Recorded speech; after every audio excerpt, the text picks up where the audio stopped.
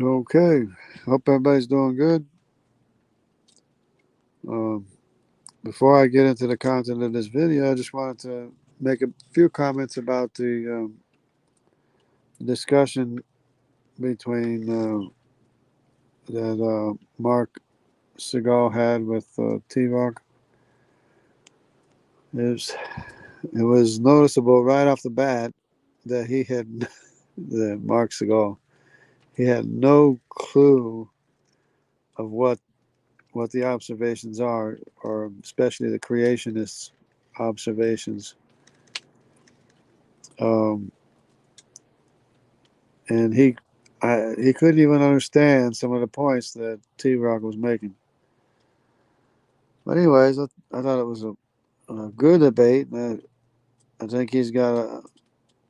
I think Mark has a lot to think about, a lot to consider. He better do some research before he tries to have a discussion about YEC or geology, geology of the young Earth, or anything regarding creation, the creationist position. He was appealing a lot to rabbis, as if rabbis were some kind of authority on the age of the universe or something. And from what I understand, it wasn't until recently that the rabbis started talking about millions of years or agreeing with a scientific consensus, because of course, how are they supposed to know if they believe that the Bible is a myth and everything, which even Christians believe it's not actual historical record, not an actual record of what happened, but more of a mythological or some some kind of teaching, moral guideline or something. Hello, Jen. How you doing? So, so there was a whole bunch of things. He was talking about if you can show a single dinosaur that's not fossilized, and we already know. Hello, young Earth. YEC, how you doing? If we can show a single uh, fossil that's not completely fossilized of a dinosaur, then that would disprove it. Of course, we have lots and lots of soft tissue, dinosaur tissue. Every time they turn around, they're finding more and more of it. Even even from bones that were hidden in drawers for decades, things like that. So, let's see, I've been dying to ask them a question. Okay, here's YEC. So yeah, uh, I have some ideas, some thoughts about the recent James Webb findings. There's a few things that they have been noticing. One is that they they're not detecting any dark, quote unquote, dark matter.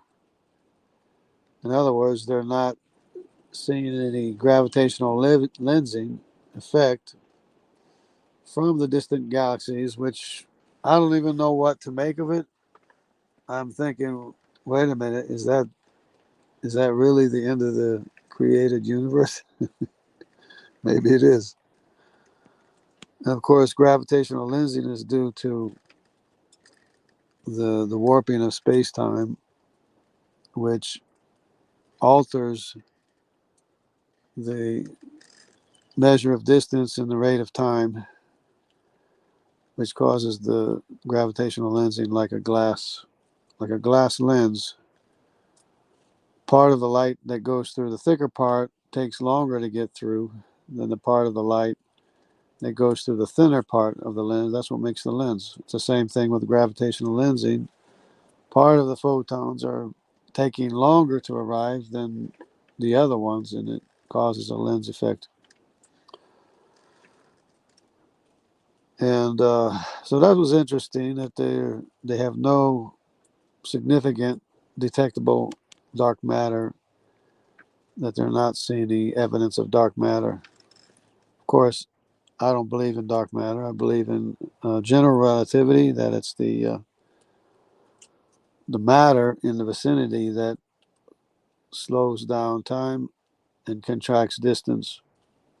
And if there's no matter in the vicinity, there's nothing to slow down time or contract distance. So that means the rate of time is much faster and the measure of distance is much larger, which it leads to another one, another observation that they were noticing, that they're saying that the distant galaxies are 10 times larger than most of the other galaxies in the universe that we have, which should raise red flag as to your as to their measure of or way of measuring distance.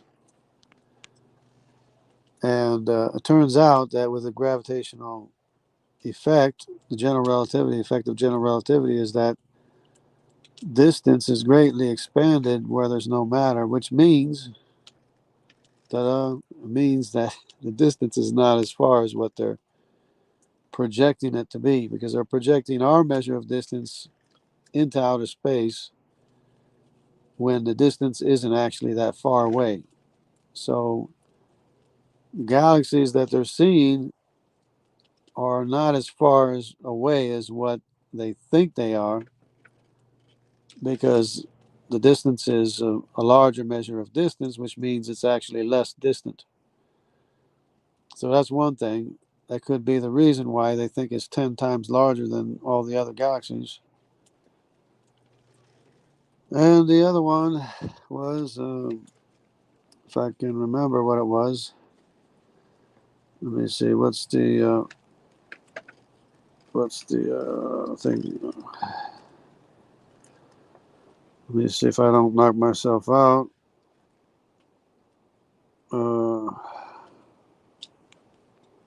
Gonna try to find out. Anyways, so there's a. Let me see the other one. The other one, I should have written it down, but anyways. So there's no detectable dark matter. There's it's closer than what it appears to be, and the other one was if I can think of it, I don't know. Maybe I'll think of it. Let me see what people are saying here. Okay, I want to ask them how do they explain about male and female evolution in their belief. There was a point where a single sex organism developed male and female organs. Then these organs separated. Well, it's true that some organisms do have or can switch between male and female, but it's still,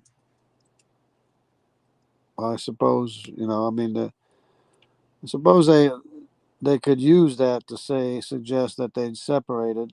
They were both and then they separated. I guess that's what they would have to claim. But of course, when it comes to humans, that's not the case. See, to male only and female only for each organism. So, how do they explain each organism evolving for millions of years while retaining compatibility? Well, the millions of years is a problem. I mean, even because of the fact that millions of years is not even enough to get the diversity that we see. I mean, the most you can get, I keep telling the skeptics and atheists, the most you could ever get is a warped frog from, environmental pressure, you know, genetic drift, and all these things that cause changes. The most you're ever going to get is a warped frog. You're not going to get another organism or a complete new set of instructions to be something completely other than a frog or different. And the problem is that you have to change from a worm to a vertebrate to a fish to an amphibian to a reptile to a quadruped, and then you have to have the quadruped stand up or climb trees, climb down on the trees, and start building megaliths. There's no possible way you can get millions and billions and even trillions of mistakes to write viable genetic information that's not there. Or demonstrate. Como é que tá? Let me see. I never heard of this new black matter discovery. Oh, the dark matter. The dark matter is it's they use it to as their explanation. Mostly, they use it for an explanation of how matter coalesced, because hydrogen's not going to coalesce. You have, you know, a few molecules for every cubic centimeter of space. How are you going to get that hydrogen to coalesce? It's just not possible. So they invent this dark matter to have the gravity required to draw in hydrogen. And they think that if you draw enough hydrogen in together in one spot, that then its gravity is going to take over and then make stars, form stars and galaxies and everything. And another problem that they found with the James Webb is that these galaxies have supermassive black holes that are also way too large and completely contrary to the Big Bang explanation, because there's not enough time even to coalesce stars and galaxies and black holes. So they need this dark matter to bring this all together, for one thing, which I just figured out the other day why they really have to have dark matter. And the other reason they have dark matter is because um, the spiral arms in a galaxy are orbiting the galaxy much too fast for the amount of gravity that's in the galaxy, or for the amount of mass that's in the gravity. But what they don't realize is that when you observe a galaxy, it's not like not like us looking at a cat or a dog. You're looking at different measures of distance and different rates of time throughout the entire galaxy. So that's why when they have these plasma jets shooting out, they get this measurement of 7 times the speed of light. It's not 7 times the speed of light. It's that your measure of distance is not uh, coinciding or accompanying the changes in the rate of time and the measure of distance as you get away from the galaxy. So when this plasma beam shoots out from the center of the galaxy, the measure of distance is getting larger, not as contracted, and the rate of time is getting faster.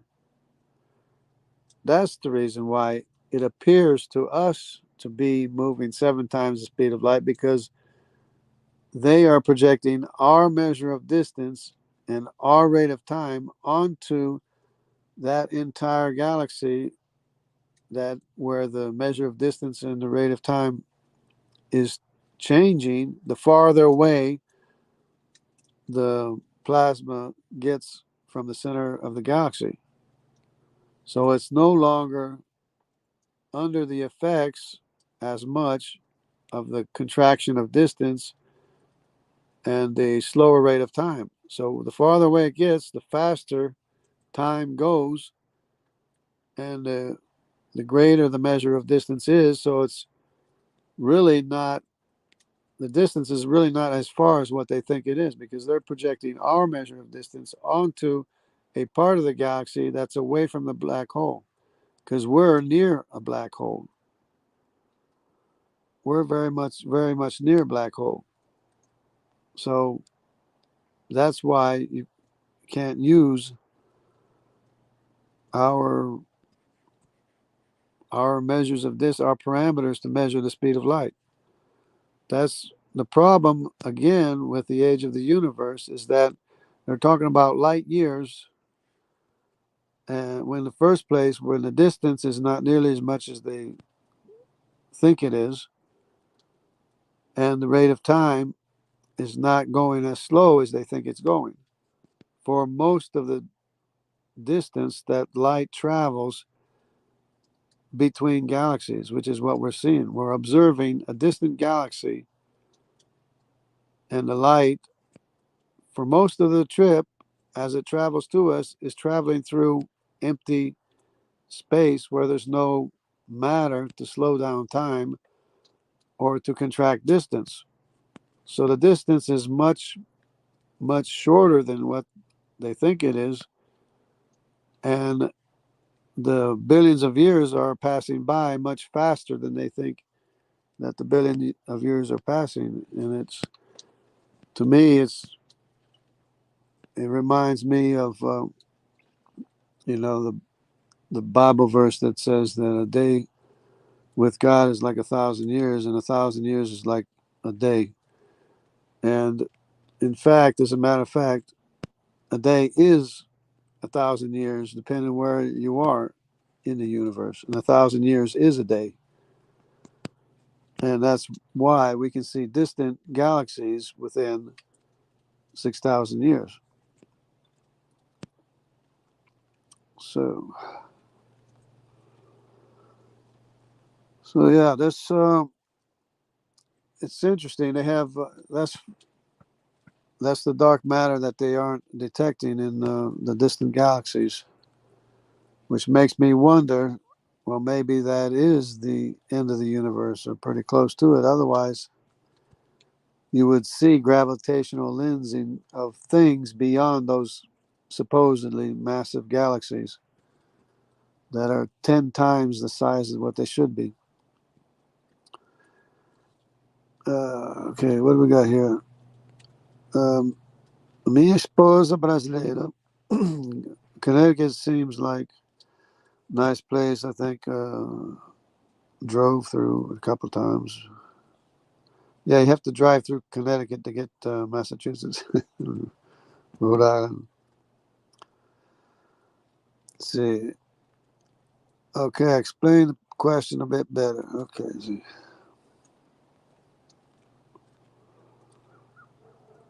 Okay. What I mean is not when a male organism mutated, the female would also have to mutate to accommodate that change. Otherwise, no offspring would be born.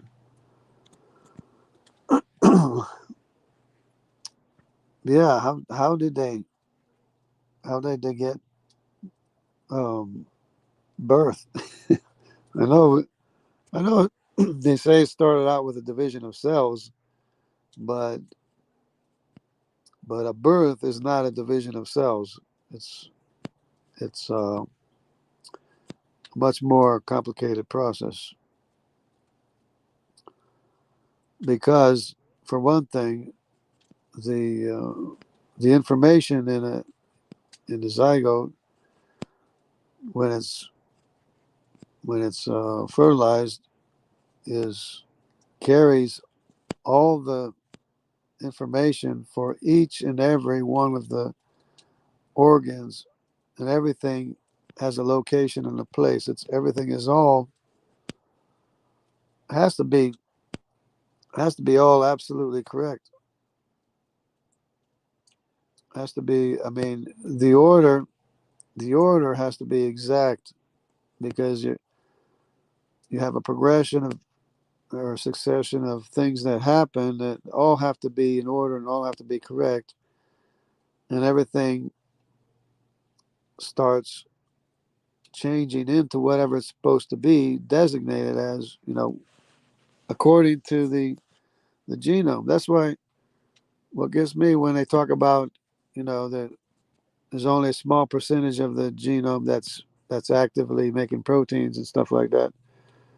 Yeah, but you're not looking at the DNA as it's, separating into a liver or a kidney or this or that or the other thing, and all at the right time, all at the right place, for for the purpose of being viable. And all this information has to be there from the beginning in the birth, and that's not the same thing as a cell division. Anyway, okay, so tudo bem. Deus abençoe você, tudo bem. Yeah, tudo bem comigo, tudo bem. Everything's good with me. I don't think dark matter has been discovered.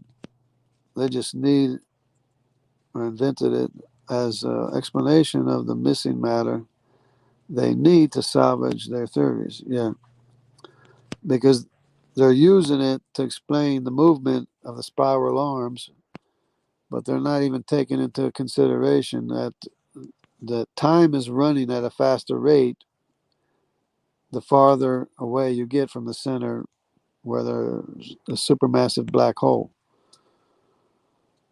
So they're not even considering that the rate of time is moving faster in the outer parts of the galaxy, and they're not taking into consideration the second problem is that distance is also greatly expanded, so it's actually not traveling as far as they think it is.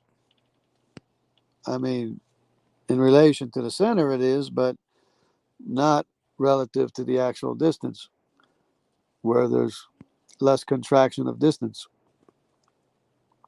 I mean, that's just one of the things that I'm noticing. There's New Jersey. I moved away from New Jersey because of the pandemic, and that guy Murphy, Governor Murphy, Phil Murphy. No, I'm just kidding. Oh, Jim morava em Connecticut. Oh, você fala português também? Okay. I wasn't paying attention, I guess. Okay. See, young creation, I wish I understood all these arguments. I actually wonder how he knows all this stuff. And what do you guys think of T-Rock? He did a pretty good job, I think, right? That's why he's doing the debate, and we're just sitting back enjoying it because he's doing the heavy lifting, you might say. He might not know everything, but he knows quite a bit. Really. Okay. They say mutations are unguided, but for the male to mutate, the female would have to mutate as well to accept that change. Right. Yeah, for every change they don't realize too, for every change that's made, the immune system has to accommodate every single change, every single alteration. The immune system has to be able to recognize and accommodate it. Now, I suppose they have a rescuing device for that too, but it just seems like a lot of change without any explanation of how they're getting any viable changes like that.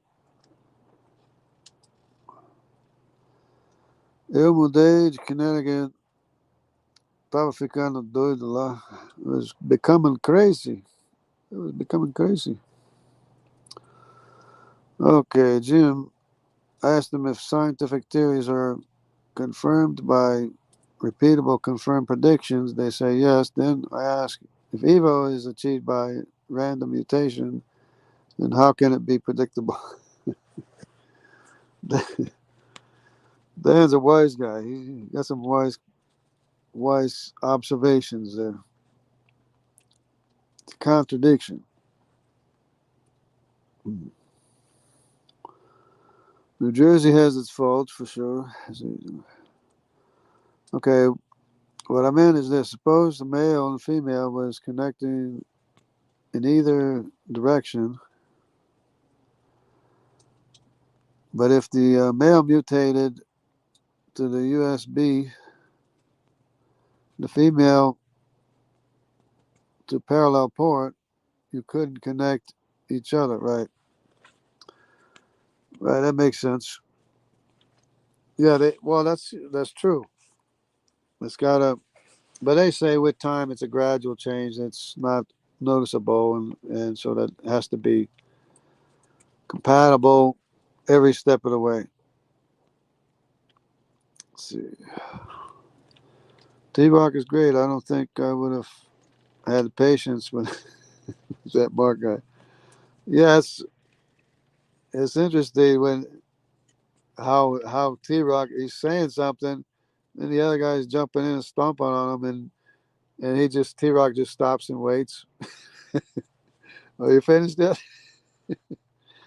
Yeah. There we go. He finally understood what I meant. There you go. Rebuke and reprove. Shalom. Shalom and God bless. I haven't been around a whole lot, but I am working. I did visit my mom and helped her make a garden, plant the garden and stuff, trying to keep the rabbits and stuff and groundhogs away from the garden. So that was a lot of fun. Uh, so yeah, there's some new observations coming out with the James Webb. I don't know if I touched on them all, but it's very interesting. Of course, it's totally in line with creation, with a biblical account of creation, and it's totally causing trouble with the Big Bang. That's another thing with the Big Bang. One of the reasons, or I thought was the main reason for the Big Bang, that they believed there was a Big Bang, was because of the redshift. So they extrapolate backwards, believing that there's an expansion of the universe. And they said, well, if we extrapolate backwards, that means everything was in one dot. Well, if they stop to think that maybe the redshift doesn't mean the universe is expanding to oblivion for no reason, it might make more sense. It turns out the redshift is from the expanded distance between galaxies due to general relativity, from there not being any matter in between galaxies. Because there's absolutely nothing between us and distant galaxies that we're observing. So that means the measure of distance is not as great as what they think it is, and the rate of time is much faster. So the photon is arriving much faster than what they realize. Okay, so let's see. In the debate of Hovind versus Grayson said that tectonic was predicted by evolutionists. Yeah, that's a common claim. My question is why they can't do that for every fossil that is missing the link. Yeah, well they said they went to the which it sounds like a tall tale to me to begin with, but they said they went to the layers where they expected to find the missing link, and they found the missing link. But all they found was another kind of fish. It's not even close to what they said it was originally, and it's just, you know, I mean, they're grasping at straws, trying to prove, baseless theory of nonsense. Okay, you just need to explain how the flood caused the Z pinch to occur during the flood. The Z pinch, is that the Mid Atlantic Ridge?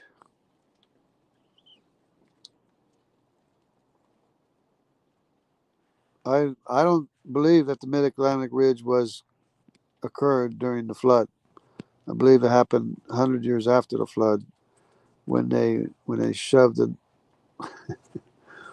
What it was is that all the continents were um, at the South Pole. Basically, they were all near the South Pole on one side of the Earth. So you could just like see that the Earth would probably have been wobbling with all that mass above water on one side of on one side of the Earth at the South Pole. You could just kind of see that the whole Earth would have been wobbling, and I believe it became unstable, and maybe for another reason, with the help of an asteroid or something, the Earth broke apart, and the centrifugal force of the spinning Earth caused the continents as they broke apart. After they broke apart, just to move north, they just separated from Antarctica and moved north. South America and North America separated from Antarctica and moved north. Europe and Africa moved north. Asia moved north. And Australia moved north. And India moved north. India, they were all connected to the South Pole. They all have glacial striations from the ice that accumulated over the 100 years until the days of Peleg when the earth was divided. And so they all have glacial markings going from south to north, both in South America, Africa, India, and Australia. They all have glacial markings going from south to north from the time that they were still connected to Antarctica after the sediments were deposited, because, of course, the glacial markings are on top of the sediments that were deposited, and the glacial markings are on top of the sediments and fossils that were buried. So the breakup happened after the global flood, after the ice accumulated at the South Pole, and it's the explanation for why the mammoths and ecosystems and elephants and mammoths and bears and lions and elk and deer and stuff, they were all buried sometimes in mass burial graves, because not only were some of them quick frozen, most of them, or a lot of them, were inundated, buried by tsunamis. Because if the continents are being shoved up into the Arctic, which they were, that means the sea level would rise in the northern parts of the continents.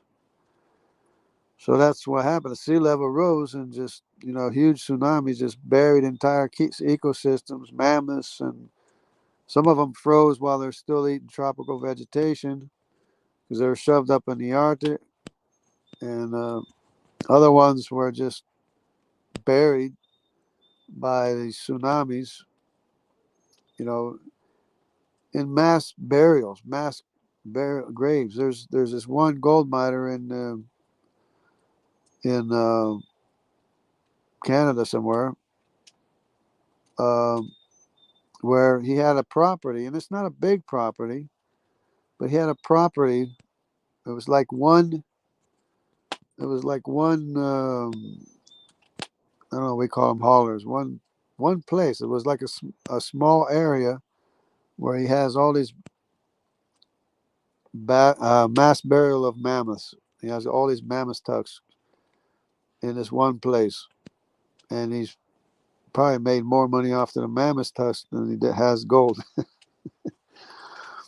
But anyways, that's not just North America. It's Siberia, all over these places where they got the permafrost that's melting. They're finding mammoths, mammoth tusks, mammoth skeletons, and everything in those areas too. So they don't even know how many animals and ecosystems were buried by these tsunamis in Siberia and North America. And of course, there's a whole bunch of other reasons too. The lifespan was actually cut in half a second time, which I was thinking could be due to um, see, there were strange things happening when the Earth broke apart. There were strange things happening with the magnetic field, and it could have diminished the magnetic field, making us more vulnerable as well, which I was just thinking just today, actually. So there's a whole bunch of things that happened, and of course, as the continents were separating, of course, you got the stripes and the magnetic fields, but they're as they, so the magnetic field was flipping as the continents were spreading apart, as they were moving north and separating, because each continent that was moving north, broke apart and moved north, was spreading apart, spreading away from each other too. So South America spread apart from Africa, India spread apart from Africa, Madagascar, and Australia. Australia went its own way, and Asia too, I believe, was there connected at the South Pole too, connected to Australia as well, and it moved north as well. Of course, when Siberia um, was shoved up in the Arctic as well. But it's a lot of stuff that's very interesting. I think Okay. Okay. Yes, but the predictions must be repeatable. If it was that easy to predict, where the missing links, they wouldn't be missing. Yeah, it's just. I think they're just grasping at whatever they can try to hold on to, whatever. I think they just claim it was predicted. They found a creature of similarities and then claimed it was predicted. Yeah, right. Besides tectonic, fully formed and not a transition fault. Yeah, it's not a transitional fault. Everything's fully formed. In the Cambrian explosion, everything is fully formed with no precursor and no development or diversification afterward. Of course, you have Richard Dawkins saying that trilobites were diversifying and changing and everything, which probably there was some diversification in the trilobites. Some of them, of course, were smaller and immature, and others were adults.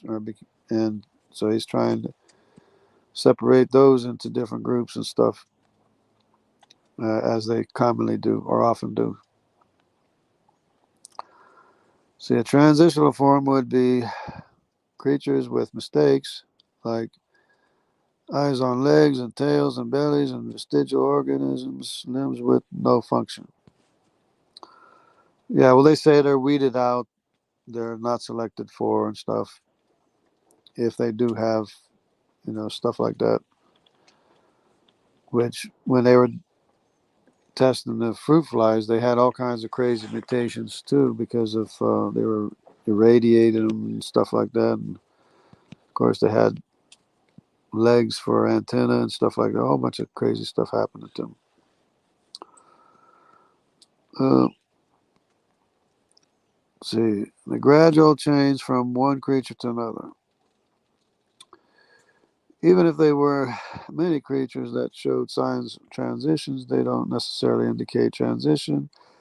Just like all birds today aren't evidence that one came from the other. Well, it's interesting. Little details in the Bible are interesting. Is that you had different kinds of birds on the ark. You had a dove, you had ravens, and probably you had other kinds of birds as well, like eagles and hawks and ducks and everything, which were different kinds of birds. They weren't not. There wasn't one bird species that made all birds. There was different kinds of birds on the ark to begin with. So uh, a broken watch is right twice a day. There you go. Okay, if finding fossils was a valid test of evolution, then they fail it once evolution would be falsified. They would never accept it. Evolution is just ridiculous and impossible unless God miraculously changed each genome. Yeah, well, then you have, but then miraculously, each living organism was made to reproduce after its own kind. It's everything is a miracle. It's like the existence of energy is a miracle because energy can't make itself. Everything is from a supernatural cause to begin with. So it's a shocker for some evolutions to realize, if they ever realize it. But anyways, yeah, just stay tuned with the information coming from the James Webb. It's not up, it's not overthrowing creation. It's overthrowing the Big Bang, even though they're denying it. So we just have to recalibrate or rethink what happened in the universe and stuff. Come on, people. The redshift is due to expanded distance between galaxies.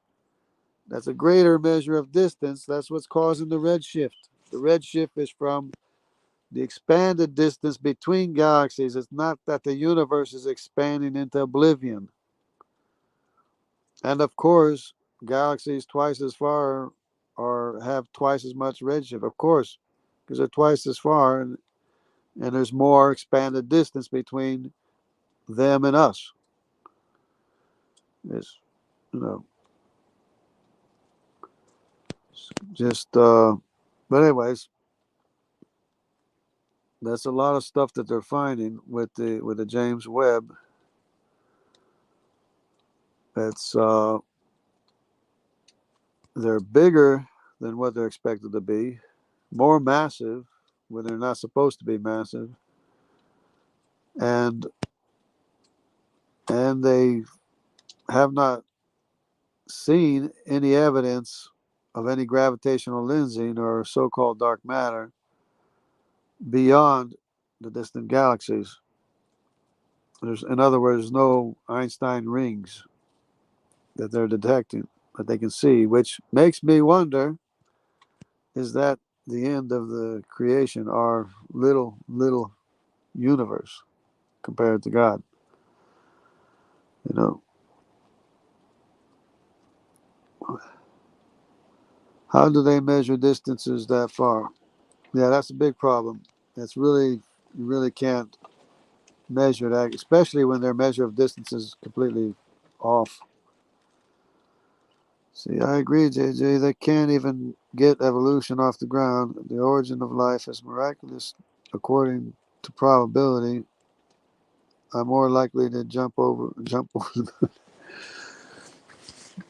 That's the reason why some evolutions say are appealing to uh, life coming from outer space or aliens, and it's the reason for them suggesting a multiverse because it just couldn't possibly have occurred in this universe.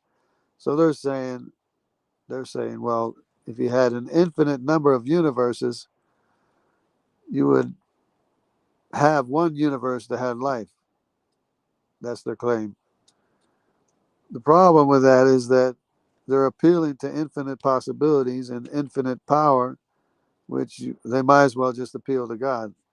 I mean, he's infinitely powerful. He can do anything, and that's what the observation is. So they're just basically admitting and conceding our observation that there's a creator of infinite possibilities and infinite power, and basically infinite knowledge, because that's what infinity is, right? See, the parallax can't be the only method. Yeah. You said they notice the arms are spinning faster than the inside. How is that seen if they say it takes billions of years for light to reach Earth? Well, their their idea is that what we're seeing is billions of years ago or whatever, and so which which is inconsistent with the James Webb findings, because they're seeing fully formed galaxies as far as we can see with in the infrared, which is not even visible light. They're seeing these galaxies. They're not even seeing it with visible light, because you can't see them with visible light. That's how far redshifted they are. And the redshift is caused by the expanded distance between us and those galaxies. So if light originated from extraterrestrials, then I agree, God is not from the earth. God created life. Right. Uh, they they have to appeal to something else other than naturalism. And God is not from the earth. God created life. Sorry for the typos using mobile. Yeah, spell check is horrible.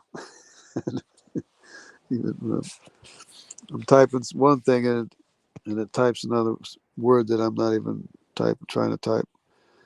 God created the stars for signs and seasons. They were created to be seen. No millions of years time delay. Yeah. Well, what I'm noticing is that with general relativity, you could have millions of years pass by at a faster rate within our slow rate of time, which is 6,000 years. So there, billions of years is happening within 6,000 years. That's what the effect of general relativity is, when you not only um, increase the rate of time in outer space, but you also expand the distance, the measure of distance, which means it's not as far to begin with, and the rate of time is faster. So that's how we can see light from the distant galaxies. I mean, and I got Chat GPT to agree with that on me. I got it to agree with me on that. Let's see, I mean, how can they tell the spiral arms outside are spinning faster than inside? How can they see that? Well, it's their observation. It's an observation, because the stars are moving and in the galaxies, but they're not necessarily going as fast as the stars on close to the black hole, but they're going faster than what they're supposed to be going with the amount of matter in the galaxies. In other words, they're orbiting a mass of the galaxy, but the mass of the galaxy isn't enough for them to be orbiting that fast, as what they're seen observed to be orbiting. And Zwicky saw this like a long time ago, and he called it. He's the one that called it dunkel materie, as dark matter.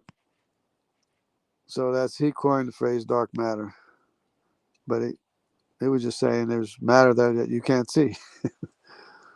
But if you understand that you're not looking at the way we look at things here on Earth, you're looking at differing rates of time and differing measures of distance within the galaxy. Because the farther away you get from the center of the galaxy, the more expanded distance is, and the faster the rate of time is. Its general relativity explains everything. So I don't know why they can't see that. Because if you do the thought experiments, that's what you'll be able to understand it. And that's what causes the redshift too. So that means the universe is not expanding into oblivion. We don't have to worry about that. That's nonsensical to begin with, which they should have known better. But it's not expanding into oblivion because there's no cause for it. There's nothing causing it. Man, it's just amazing how if they would start out with the formation of matter and the effects of the formation of matter, which is gravity, then they would understand the universe a lot better, cosmology and stuff. But maybe I missed my calling. Maybe I should have been a cosmologist. Anyway, yeah, I need to research stuff. Yeah, it's just been an interest of mine. I always liked science to begin with, and I just started following the science because it interests me, and I just wanted to understand what general relativity is, and so I just did all the thought experiments, and I was trying to explain it to Steve McRae and what was the name, Philomena, the biologist, whatever, and they couldn't understand what I was saying. I was trying to explain to them it's not when because they can't even measure the distance across a black hole. It's just they'll tell you it's nonsensical. It doesn't make any sense. Yeah, it doesn't make any sense because you're talking about measuring across the singularity, which is no time and no distance, where time is stopped and the measure of distance is completely contracted. Is just how are you going to measure that? So what they actually say in some papers, and some of them say that the radius of a black hole is greater than its circumference.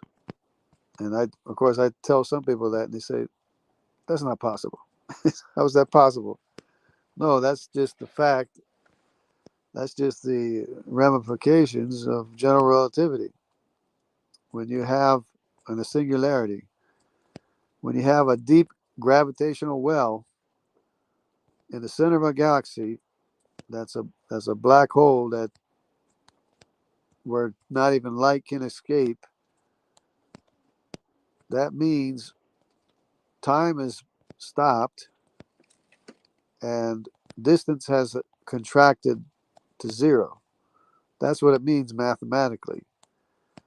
So it also means that there's a lot, as you're approaching a black hole, there's a lot of room before you get to the singularity.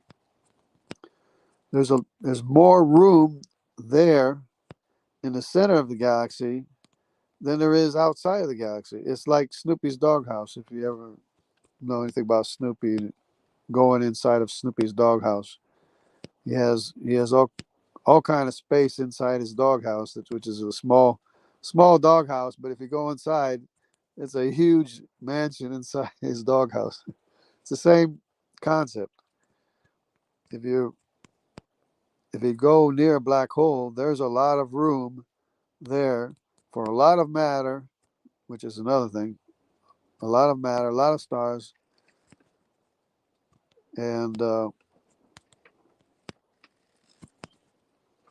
if you measure it, it just gets increasingly farther and farther and farther and farther because the measurements are more contracted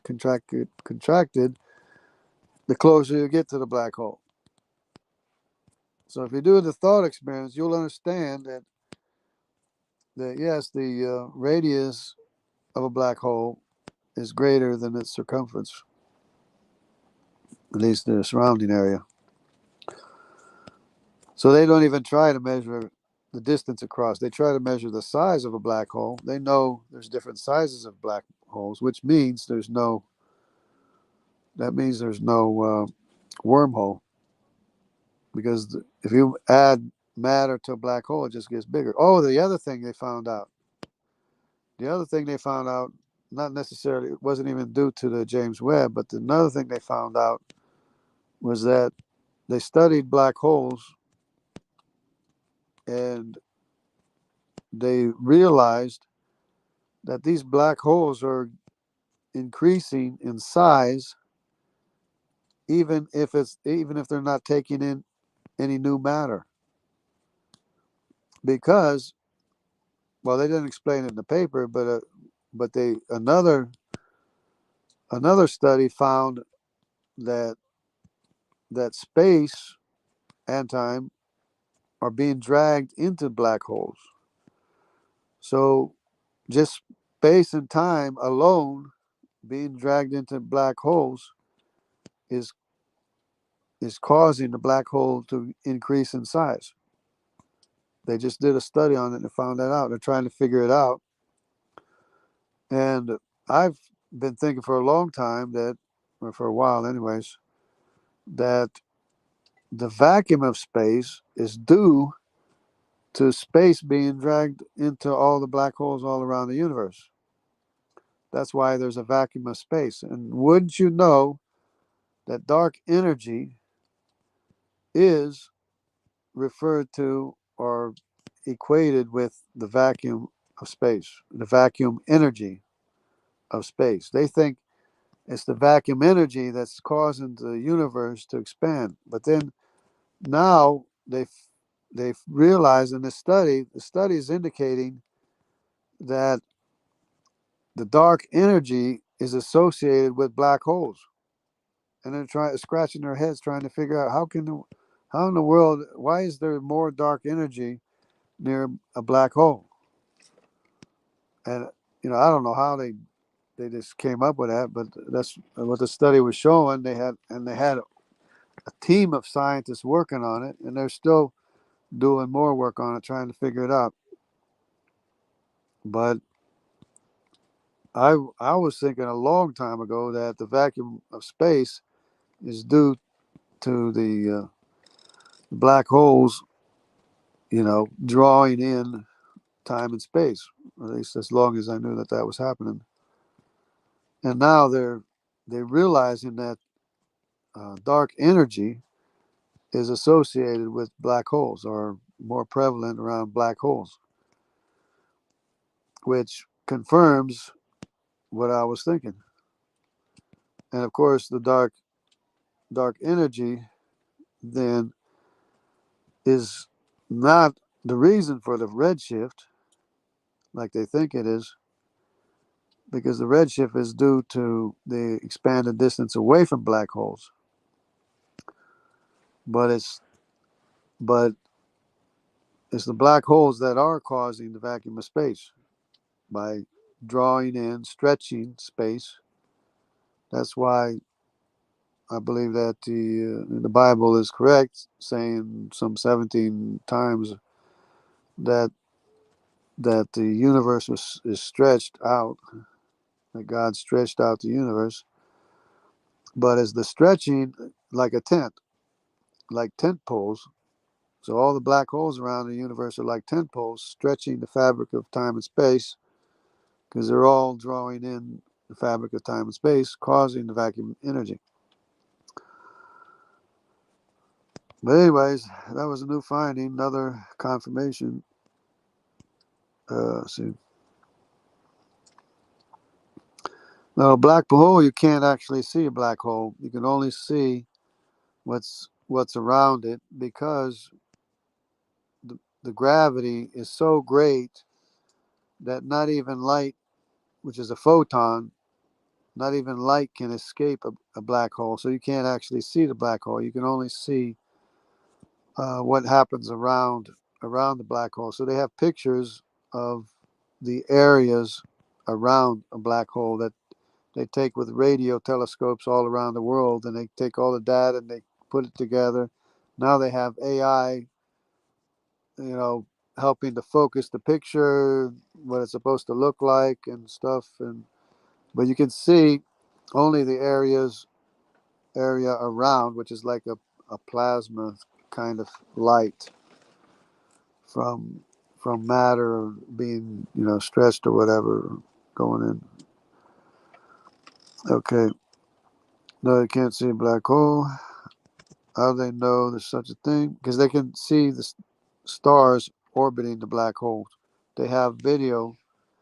Well, it's video, but they take pictures and they put all the pictures together and it makes a video of stars whipping around the black hole. It's an amazing thing because you can't see the black hole, but you can see the stars coming out from the distance. And once they get close to the black hole, they just whip around the black hole and they shoot back out into space. And then another one comes whipping around. It's amazing. It's an amazing video they have of it. So it's actually there. It's because that's there's actual stars orbiting the black hole, and they photographed it. Yeah, it's an amazing thing. See, they claim to have a picture of one computer generated from the data collected, but papers have come out disputing its legitimacy. Yes, they are inferred from galaxies orbiting a center point. Yeah, yeah, the stars, everything is orbiting the center point, and which there's nothing there. You can't even see anything there because you can't see the black hole, but you can see the effects of the gravity of the, which is a huge gravitational well. And of course, the closer you get to the black hole, the more distance is contracted. So that's the more distance that you can put near a black hole. So there's actually a lot of space near a black hole, believe it or not. Okay. How could they say they can see activity there when they claim it takes billions of years for light to reach Earth? Well, our black hole of Sagittarius A, they took a picture of it. It's just in our galaxy. But the other picture was from another galaxy. Uh, but it shows basically the same thing. It's a fuzzy image. It's not a very clear image of the black hole. It's very fuzzy, and they just put a whole bunch of images together, and they came up with one image, and then now they have AI trying to perfect the image and stuff like that. So,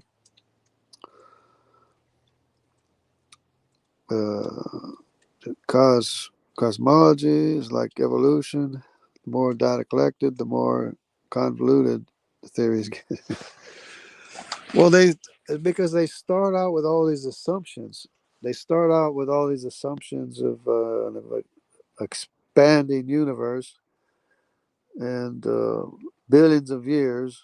They start out with all these assumptions and they say, "Oh, look, see, it's billions of years, billions of light years away." But then they don't even have the right measure of distance, and they're not even using the right rate of time to measure the distance or the speed that light is supposed to be traveling. So, because Einstein burned into people's minds, said that the speed of light is constant, does not change in a vacuum of space, and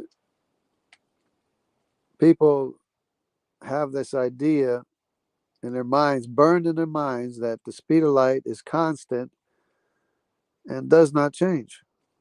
Yeah, it's constant within the time frame of a given distance and a certain rate of time, because you measure the speed of light with a measure of distance and a rate of time. The problem with the speed of light being constant is that the measure of distance is never the same and the rate of time is never the same. So the speed of light is never the same.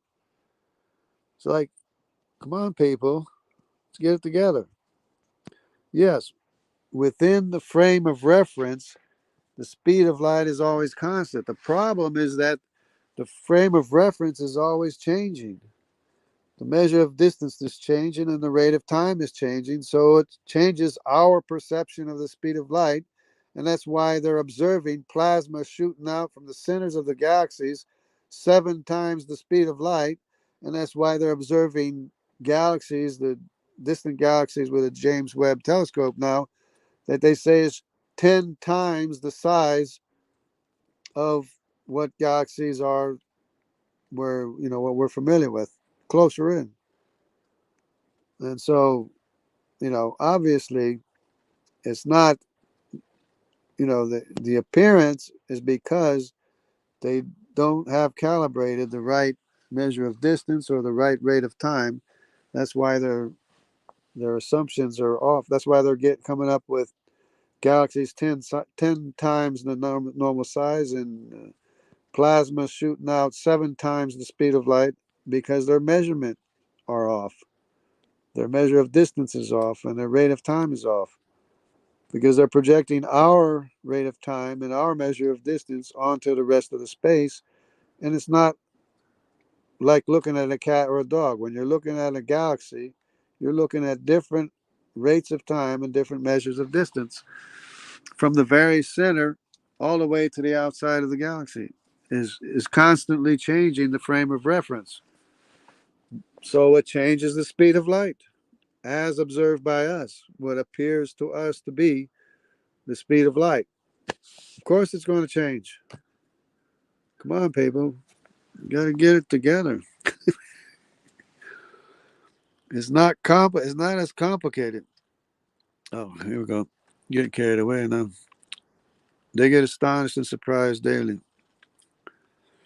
They don't even know what light is. They don't know what gravity is. Yeah, yeah, exactly the cause of gravity. Yeah, they're arguing over what is gravity. There's some people are saying gravity is because of the dilation of time and distance, or they call it the warping of space time. They're saying that's what gravity is, because one side, the bottom side of you, is being stretched and pulled more than the top side of you. There's some crazy explanation like that. But they're still arguing back and forth as to what gravity is and stuff.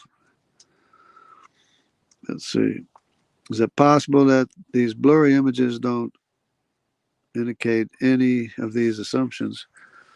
Well, the radio telescopes, they are detecting something. They're just trying to get a, because it's very far away. They're not going to get a clear picture to begin with.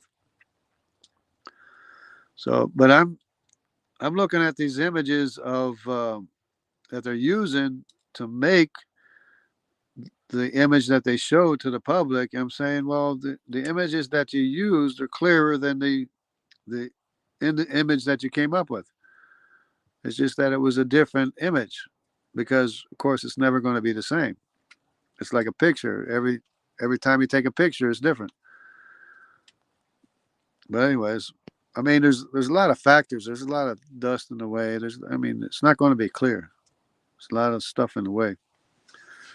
That's why it took so long for them to even find out where the black hole was, because for most time when I was growing up, they didn't even know where it was until they took these pictures of the stars whipping around the black hole. Then that's a confirmation of at least one black hole that we have in the center of our. That's a supermassive black hole in the center of our galaxy. The papers show they fudge the data. There's a way too much noise to get anything close to the picture. There's way too much noise to get anything close to the picture.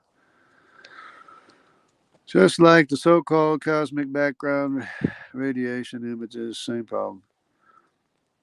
I want to see the images. They haven't. All you have to do is do a search, and they'll, for a picture of black hole, it'll show you the pictures.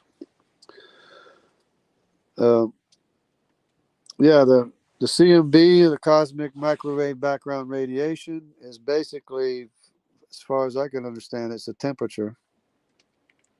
it's a temperature reading of like everywhere in the galaxy, which is another problem for the Big Bang because it hardly varies at all. I mean, there's a very, very minute variation of the CMB, and that's what they make the picture of is the variation of the CMB, which is almost identical everywhere as far as everywhere you look in space. Because they had to take a picture of the whole space around us, north, south, east, west. I mean, every direction they had to put together the picture, and it shows really no difference, but they make it look like there is a difference in temperature, but it's very minute variations in the temperature,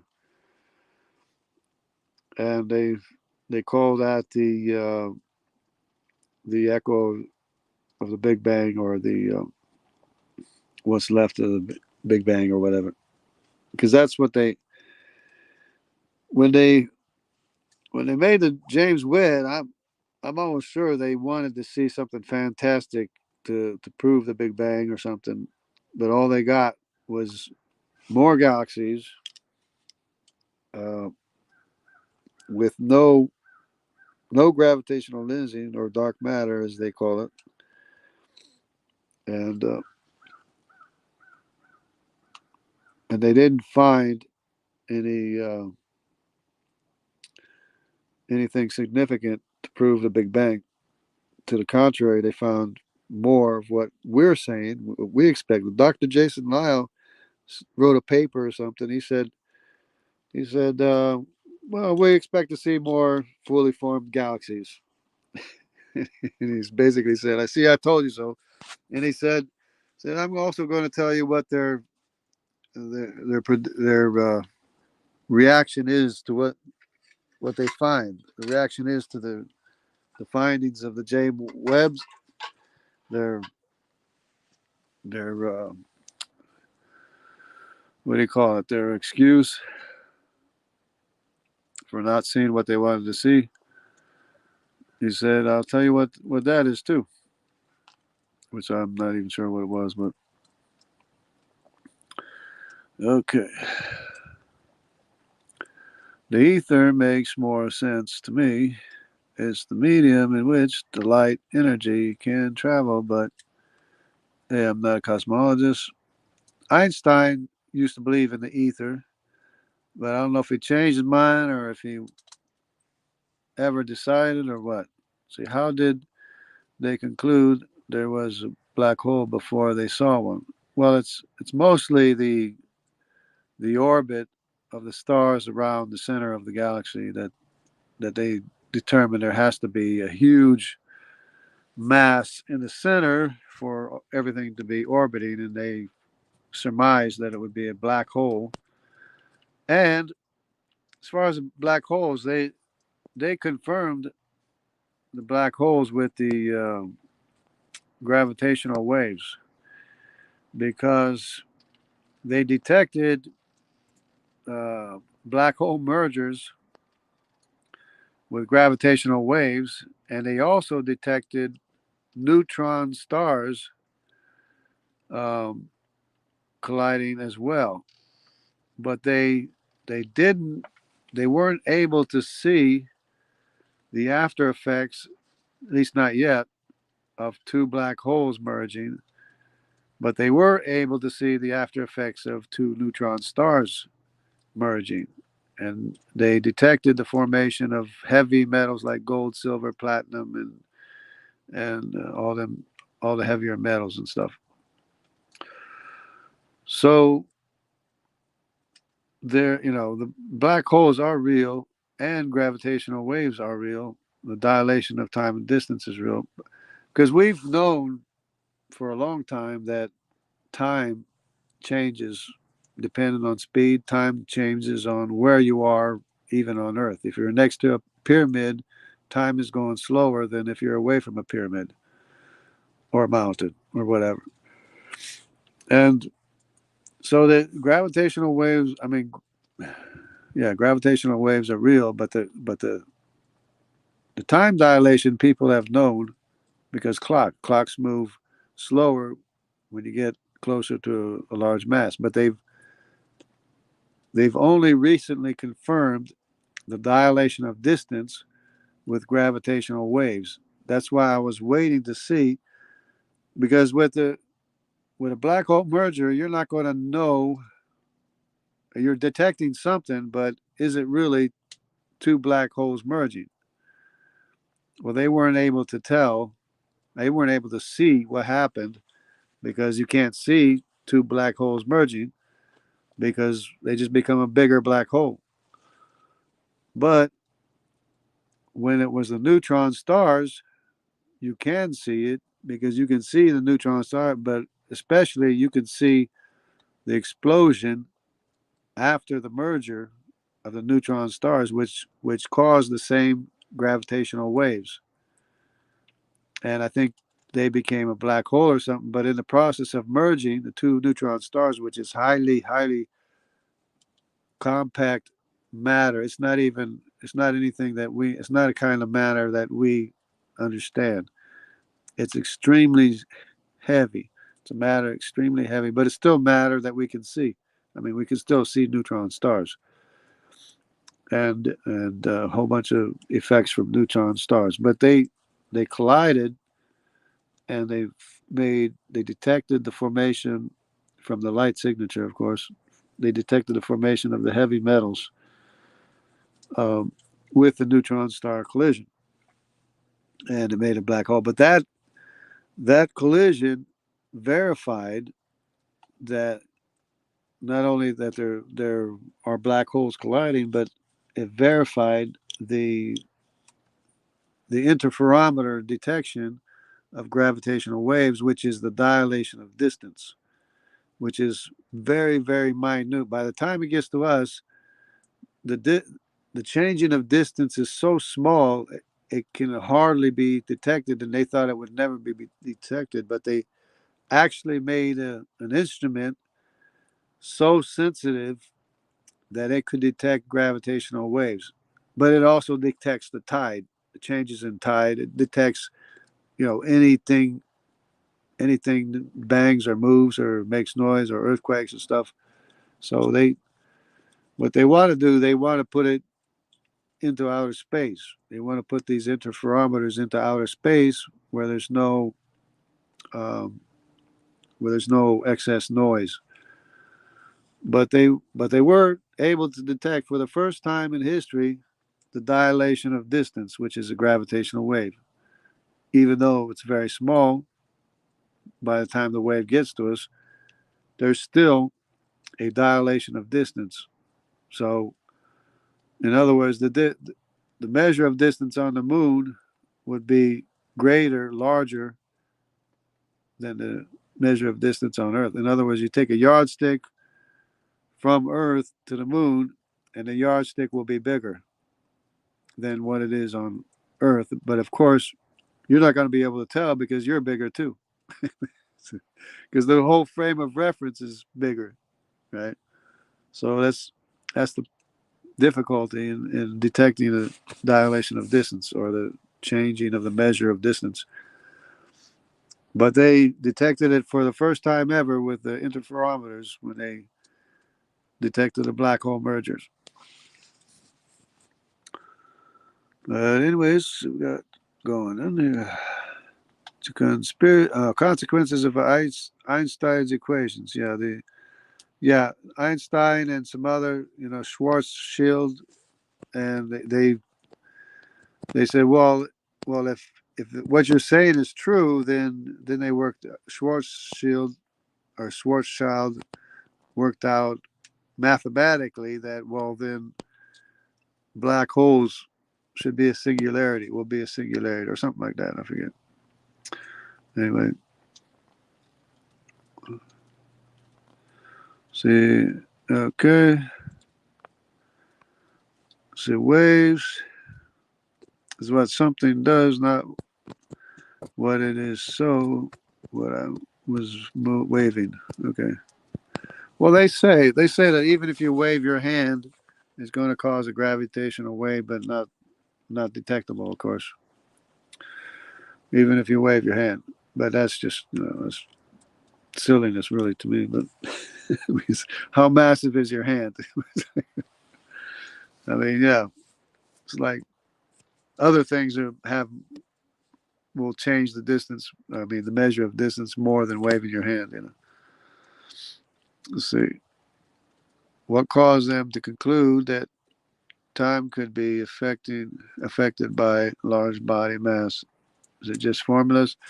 Well, they've taken atomic clocks into outer space on airplanes, going around the equator one way, going around the equator another way, and they have detected a change in the rate of time of of the clocks, which are atomic clocks, so it's supposed to be constant, right? But it turned out the clocks were running at different speeds, which is time dilation, which is it's confirmed by gravitational lensing too. I mean, uh, the dilation of distance is confirmed by gravitational lensing, but they forget that the two are part of the same thing. The dilation of time and distance both affect, cause gravitational lensing and redshift and everything else, and the spiral arms and the plasma jets shooting out. I think that was Einstein's math too. They claim they confirmed it by experimentation, but I don't know the details. Yeah, they had Einstein did the thought experiments, and he had friends that helped him do the math and confirm it mathematically, and then other people confirmed it in other ways and other observations and a whole bunch of different things. And they had one event where they were watching a an eclipse when the moon blocked the sun. They say, well, if Einstein's relativity is true, then that would mean that the stars would be in a different place uh, when the light from the stars passes by the sun, because the sun is massive. It's going to affect the position of the stars near the sun, and so when they had an eclipse, they checked to see if Einstein's relativity was correct, and it turned out to be true. The stars near the sun were in different places because of the gravity, the effect of gravity on the light passing by the sun. So that was a big day in Einstein's day when it was confirmed, when general relativity was confirmed by that solar eclipse observation. So gravity is accelerated of two or more masses. Without having the two masses, I don't know what they're calling gravity waves. Well, they had one black hole collision, or they had one collision. I don't know if it was black hole. I guess it wasn't a black hole, but it was something else that collided, and they detected there's gravitational waves. Where it goes whoop like that, but the sound continued, which is not a sound. They put it to sound, but it's not really sound. It's just data. But the data continued after the merger. It was really strange. It was like something you would hear in a sci-fi movie. It was like a sound you hear in sci-fi. It was really interesting. But yeah, the waves, you can hear it when they collide. It just goes whoop, just like that.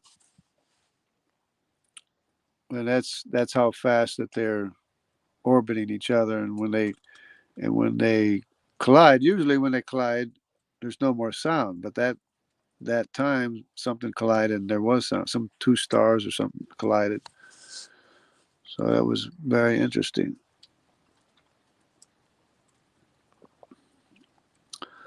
The Webb is running the atheist religion, or ruining atheist religion. Yep. The Big Bang cosmological model in jeopardy. Dan, why you see Keith? Oh, Keith was here. I didn't even see Keith. Not paying attention, I guess. Keith, where'd Keith go?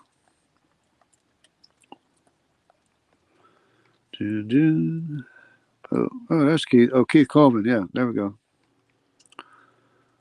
Yep, that was this one here. Oh. And Rebuke and Reprove was here. And I guess that's about it for right now. There we go. See science. Okay, I have seen a JJ, but what is waving? Well, they call it waves because it's like waves of the ocean, waves of, in a lake or a sea or a pond or whatever. It's what it is contraction and expansion of distance in the form of waves. So the distance gets larger and smaller, larger and smaller, larger, smaller, larger, smaller. That's what the wave they're talking about. Gravity is waves of what? It's waves of the contraction and expansion of distance, which was just confirmed with the interferometers that they have 3 of them around the world now. They're going to have more, I think, sometime. But they can detect with the 3 of them. They can detect where the explosion was, where the uh, merger was, and then they look at the place where the merger was, and that's when they detected they saw the effect of the neutron stars merger, which is pretty awesome. So I would have to think about that waves a distance. Yeah, it's very, very minute. By the time it gets to us, obviously it's going to be very, very minute because it's so far away, for one thing. And the energy of the gravity is diluted so much. The farther out it spreads, of course, if you throw a rock in a pond, the waves are going to start out strong, but the farther away it gets, the weaker the waves are going to be. It's the same idea. See, skip my question about time. How do they know that atomic clock electrons wasn't affected by gravity and altitude? Well, that's the thing is that the it's the actual time because GPS wouldn't work if they didn't take into account the dilation of time or the changing of the rate of time. GPS wouldn't even work. So they have to because the satellites not only are they not on Earth, they're in outer space and they're moving.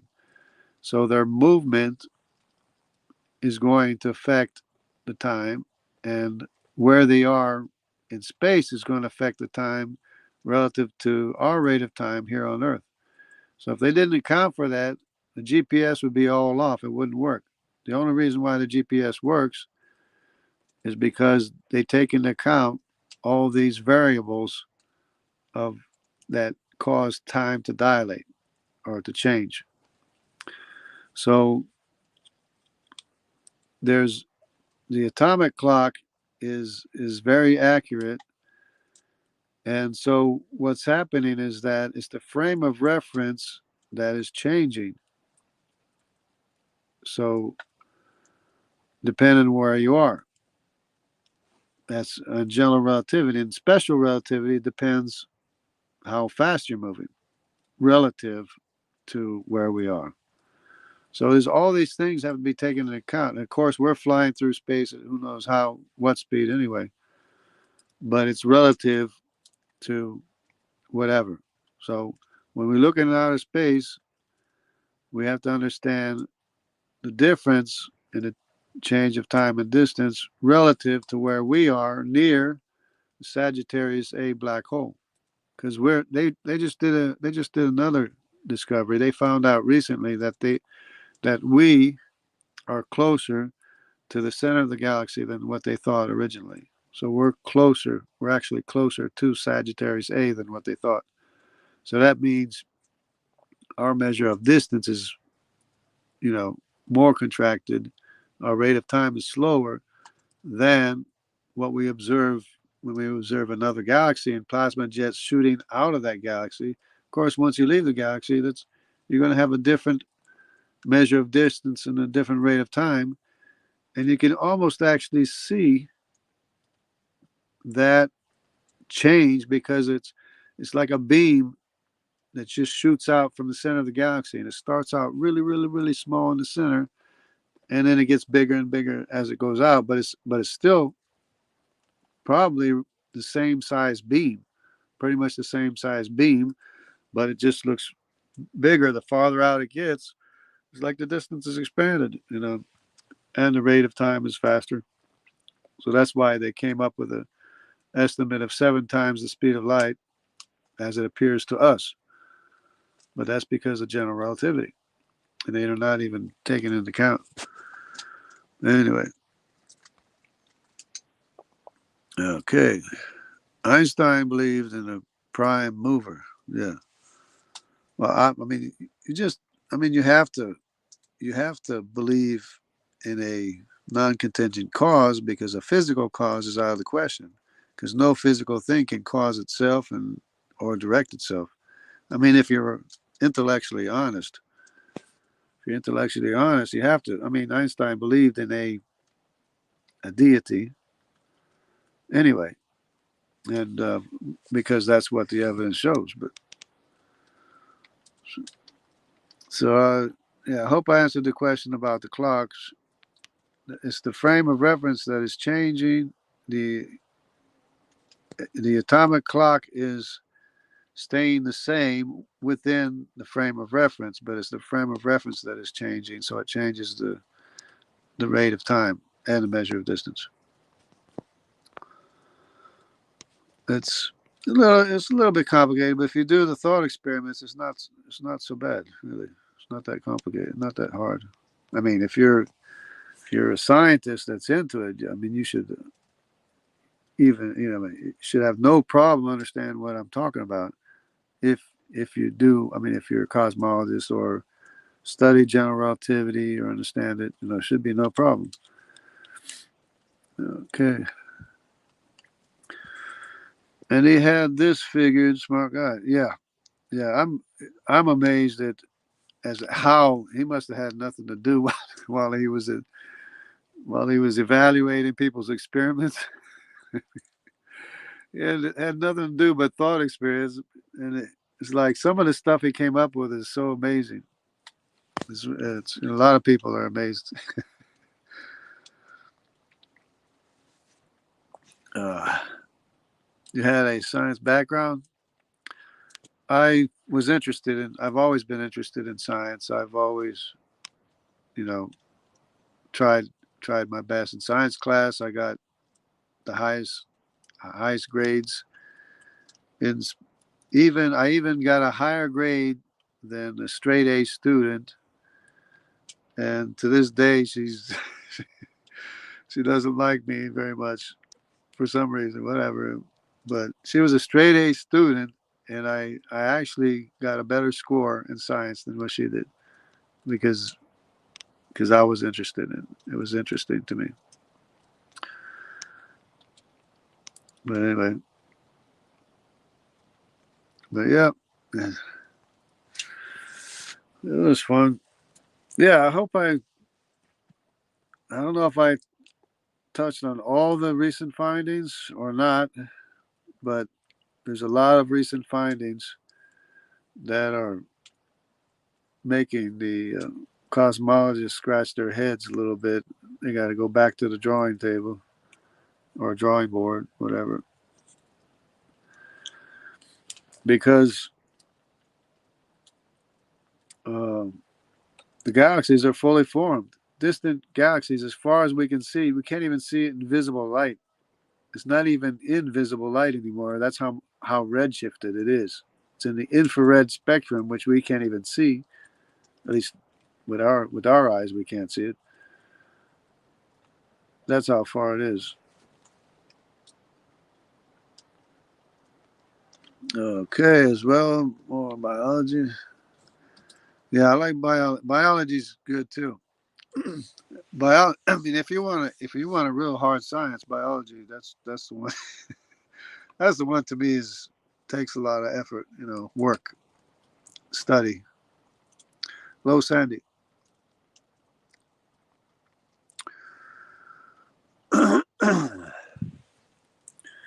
Yeah. So they were detecting or not detecting dark matter in the distant galaxies or around the most distant galaxies that they've been observing with the James Webb telescope.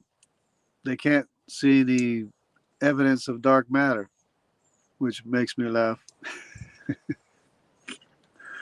Not only that, the galaxies are 10 times larger than what they're supposed to be, which makes me laugh too. And because they're not taking into consideration the effects of general relativity when we observe a distant galaxy, because the entire distance, there's no matter between us and the distant galaxy that we're observing. So that means there's no matter to slow down time, and there's no matter to contract distance for the entire distance that the photons or the light travels from a distant galaxy to be detected by us. So that means that the entire trip of the photon or the light traveling to us is traveling at a much faster rate of time, and the distance is not as far as what they think it is. And the combination of those two means that we can see distant starlight since the time of creation, within 6,000 years, since the time of creation. We're able to see those distant galaxies because a day with the Lord is like 1,000 years. 1,000 years is like a day. It actually is in different places depending on where you are at the same time in the same universe. So this notion of trying to put an age on the universe is just totally nonsensical. You're going to tell me that the age of a black hole where there is no passing of time is the same age in outer space where time is passing by real fast. You're going to tell me it's the same age? No. There is no single measure of time or distance in the universe. It's all changing depending on where you are, how close, depending on your proximity to mass and how much mass. Because it's matter that contracts distance, and it's matter that slows down time. And we're inside of a galaxy with matter all around us, and we're near Sagittarius A star, which is the black hole, supermassive black hole. So, us being near the black hole, we're not going to have the same measure of time and distance as when a plasma shooting into outer space. That's why their measurement is off when they say it's 7 times the speed of light, because that's what it appears to us to be, but that's because the calibration is off to measure the speed. The distance is more expanded the farther away you get from the center, and the rate of time is faster. That's why it appears to them, with their measurements, to be 7 times the speed of light, but that's totally impossible. And it's what causes redshift, too, between the galaxies, because the distance is expanded, not that the universe is expanding. Anyway, so where was I? Let's see. Okay. James Webb destroying the Big Bang cosmology. What's the evidence of dark energy?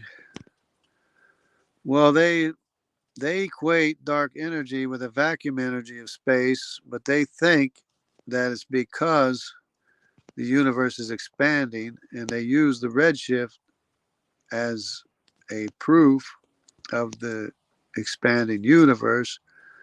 But general relativity uh, explains why the distance is expanded between galaxies. It's not that the universe is expanding, but they think it's expanding. So they think that at one time in the past, all the matter was together in one dot, which they call the Big Bang. But if they only believed in creation, they would know the truth. It wouldn't be so complicated. Okay.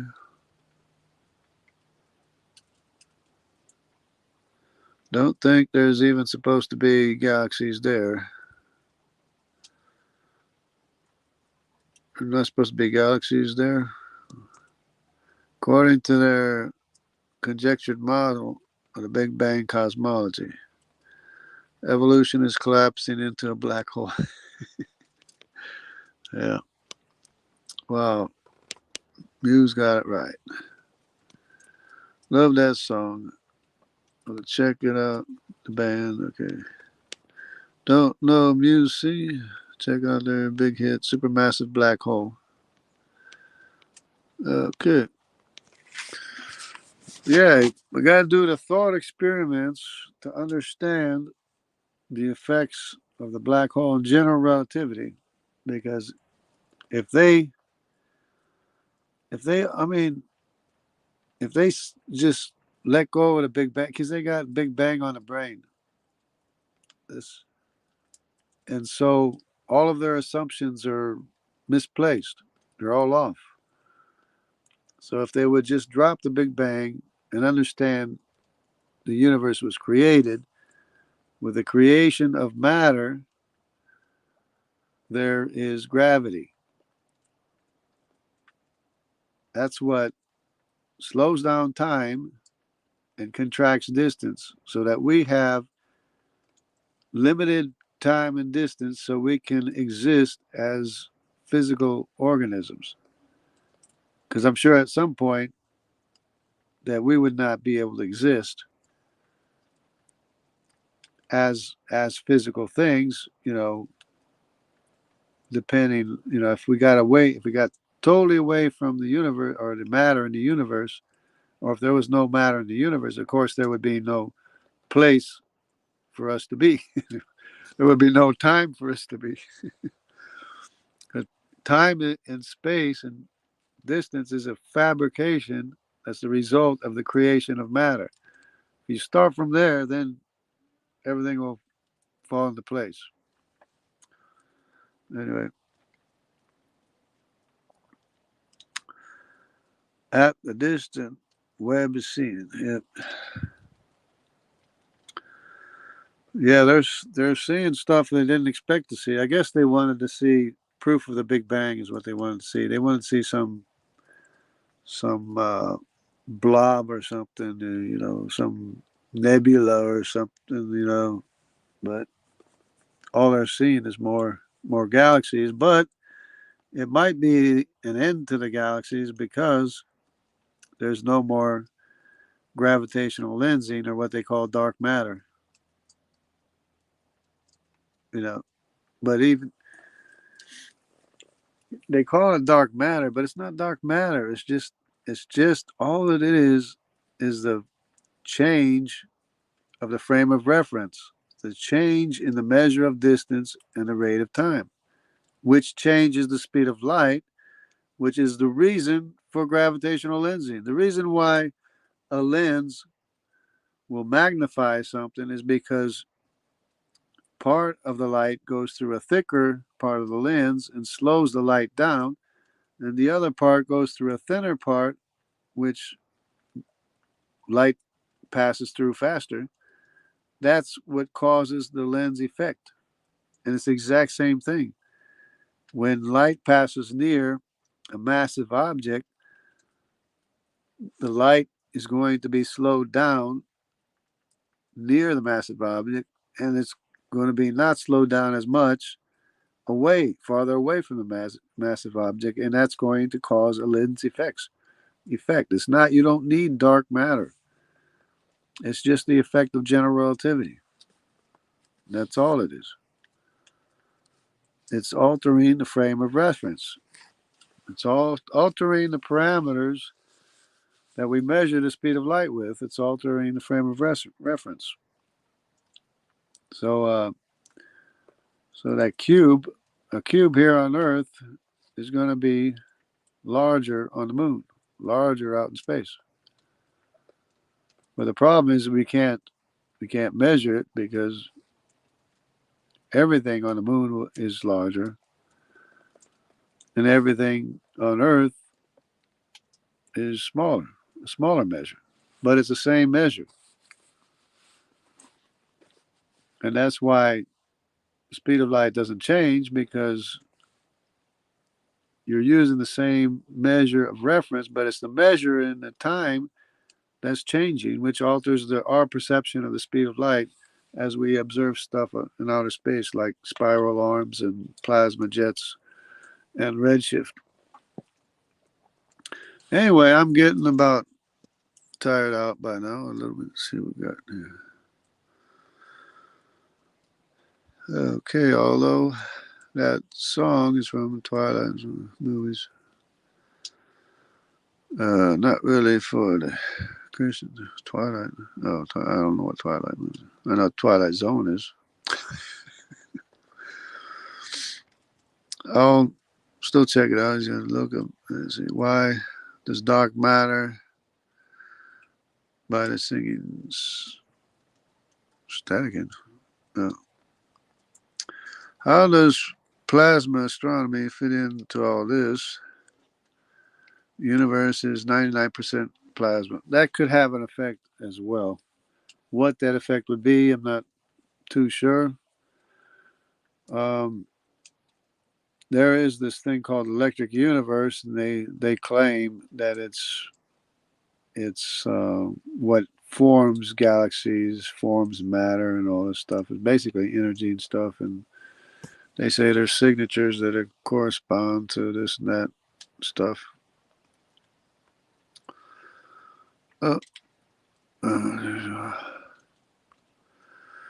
Make that Bill Shipper. Never seen Milky Way.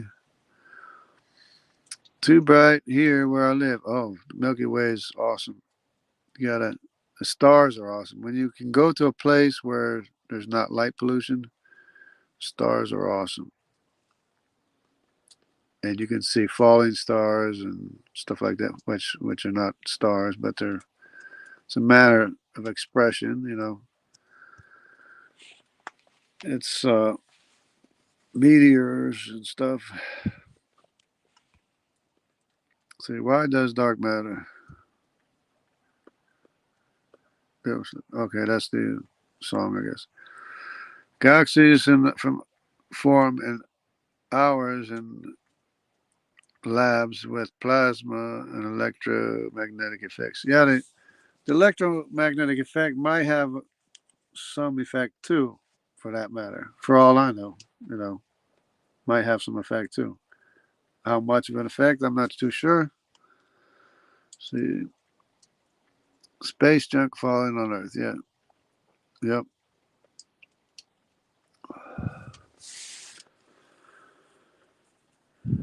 Uh, yeah, that's if people could only get together, you know. But the electric universe, they don't believe in general relativity, though. They they have some kind of ether explanation or something, which a lot of times people are talking past each other, talking about the same thing, but they're explaining it different, using different vocabulary and stuff, and arriving or trying to arrive at the same conclusion, which is what our observations are. But if we could only get together and figure this stuff out, you know, see, check it out when you get a chance. You really like the song, I think. Yeah, it's let me see, what's it called again? It's Why Does Dark Matter? Oh, okay. All right. Why does dark matter? Why does dark matter? All right. All right. I guess that's about it then. Thanks for stopping by, everybody. Everybody that participated. And yeah, the James Webb telescope findings are not a surprise to creationists, but they are a big surprise to the cosmologists, even though they don't like to admit it. It's totally changing everything they thought, and they're going to have to readjust and make another rescue device for what they believe. So, yeah, ChatGPTs. There's another one, the Bing one. I tried the Bing one too. It was a little bit different, but it's too politically correct. It says, "I don't want to talk this. I don't want to talk about this anymore. I don't want to continue the discussion." Because they're hurting for a good theory. Yep. Well, thanks a lot again. God bless everybody. Take care, and we'll see you next time. Not on the flip side because we don't have records anymore. So, but see you soon. I predict they're about to change their claim.